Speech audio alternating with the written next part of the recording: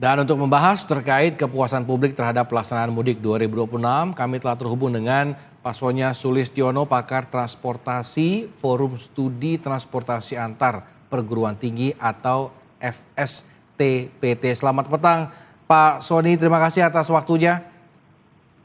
Selamat petang, Mas Samuel. Pak Sony, ini penyelenggaraan mudik tahun ini menurut pemudik ini berjalan efektif. Indikator apa yang mencerminkan efektivitas tersebut? Pak Sony, silakan.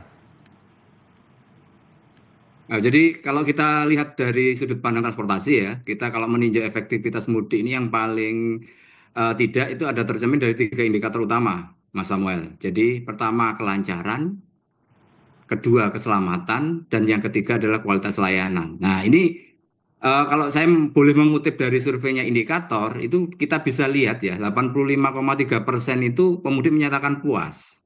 Kemudian 82,7%-nya itu pemudik itu memberikan penilaian ya. Kalau saya lihat dari hasilnya indikator itu pengaturan arus lalu lintas itu lebih baik daripada tahun lalu.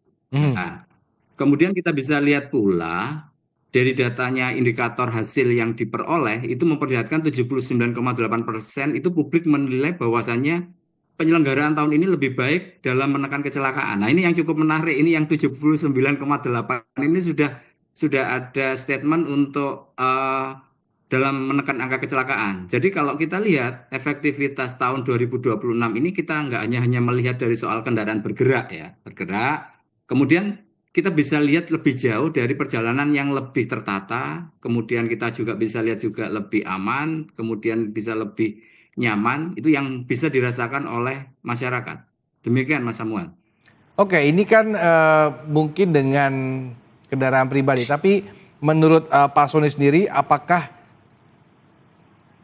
pergerakan masyarakatnya juga tersebar ke moda transportasi lain?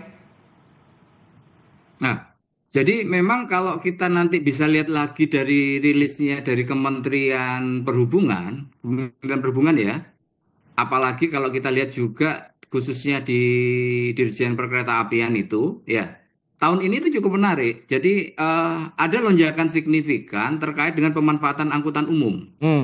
Nah, ini juga yang harusnya menjadi cermatan kita semua bahwasannya saat ini masyarakat tidak hanya sekedar hanya melihat lancar, selamat dan kualitas layanan, tetapi dia juga sudah mulai memperhatikan pemanfaatan publik transportasi di sini. Nah, ini yang tentunya yang perlu menjadi perhatian kita, yang ini agak sedikit berbeda dibandingkan mudik-mudik tahun sebelumnya, Mas Samuel. Oke, Pak Sony tadi kan Pak Sony mengatakan ada yang unik dengan angka 79,8%, begitu ya? Iya, betul sekali. Boleh dijabarkan nggak sih Pak, apa itu dan juga faktor apa yang membuat manajemen lalu lintas ini dan aspek keselamatan mudik tahun ini dinilai berhasil? Nah, jadi 79,8% itu publik menyatakan terkait dengan menilai penyelenggaraan itu lebih baik terhadap menekan angka kecelakaan. Nah, sehingga kalau kita hubungkan lagi dengan kondisi yang lain, ada beberapa faktor kunci yang tentunya ini sangat membantu menurunkan angka kecelakaan, artinya kepuasan masyarakat terkait dengan penurunan angka kecelakaan ini. Nah, pertama kita bisa lihat adanya rekayasa lalu lintas itu lebih adaptif diterapkan. Nah, ini sehingga tidak terlalu lambat ataupun tidak terlalu reaktif. Kan kalau kita lihat berarti situasional sekali itu rekayasa lalu lintas itu dijalankan. Nah, kemudian yang kedua kita lihat koordinasi antar lembaga saat ini yang di 2026 kemarin kami meninjaunya itu terlihat lebih solid. Baik itu di level pusat ya maupun sampai dengan di level lapangan. Nah, itu kelihatan sekali, Mas Samuel. Nah, kemudian kita juga bisa lihat lagi dengan layanan pendukung pemudik. Nah, ini bekerja. Contoh misalkan adanya posko-posko informasi perjalanan, baik yang digelar oleh Polri, baik itu yang digelar oleh pihak-pihak swasta, baik yang digelar oleh Kementerian Perhubungan, Kementerian PU, ataupun pihak-pihak stakeholder yang lain. Ini sangat membantu. Dan yang menarik lagi itu kan pada saat mudik kemarin itu kan isu krisis BBM itu kan lagi mencuat. Ya. Banyak kegelisahan, ini nanti saya kalau mudik ini gimana isu BBM ini. Ya, seperti itu. Tapi kan terjawab kemarin.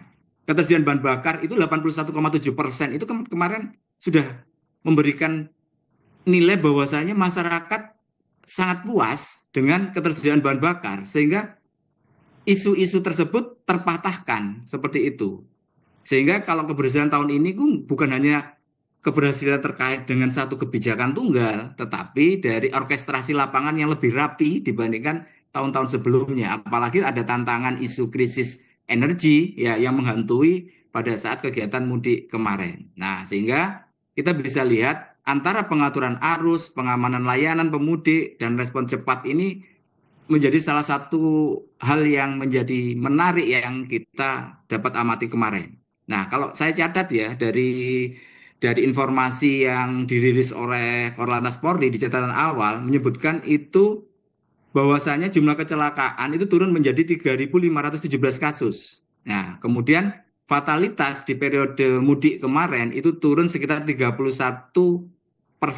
ya dibandingkan di tahun sebelumnya. Nah, ini bisa kita ambil ya, artinya persepsi pemudik terhadap, artinya pemudik ya dalam hal ini publik ya, terhadap mudik ini lebih aman menjadi dukungan pada operasional awal. Nah, ini yang menjadi modal kita untuk penyelenggaraan di tahun-tahun selanjutnya. Demikian Mas Samuel. Tunggu, apa tadi Pak? Kalimat terakhir Pak, boleh diulang Pak? Nah, jadi persepsi publik ya terhadap mudik yang aman, Ya. nah ini jadi salah satu dukungan data awal operasional untuk bagaimana kita bisa mengorkestrasi lagi di tahun 2027 ini Mas Samuel. Ini modal dasar kita.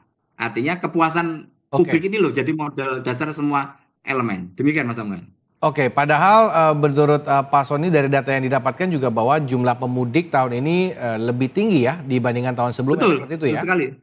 Betul sekali. Jadi jumlah pemudik tahun ini ada catatan ada lonjakan sampai 30% informasinya padahal. Tetapi di sisi lain pengelolaan terkait dengan kecelakaan, artinya upaya-upaya yang sistematis yang dilakukan oleh semua stakeholder ya itu cukup berhasil kalau saya lihat untuk di tahun ini. Baik, Pak, ini kan angkanya tidak genap 100%, berarti belum sempurna memang. Dan memang mungkin akan sempurna, sulit, pasti tidak ada yang maksudnya akan sulit untuk mencapai 100% seperti itu.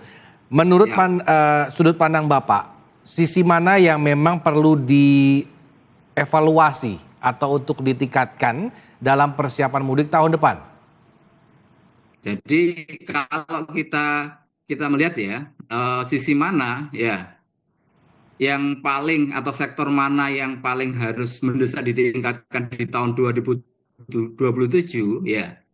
Kalau saya boleh suruh milih ya Pak Samuel ya, Mas Samuel, penguatan manajemen lalu lintas di jalur non-tol ini yang perlu kita tingkatkan.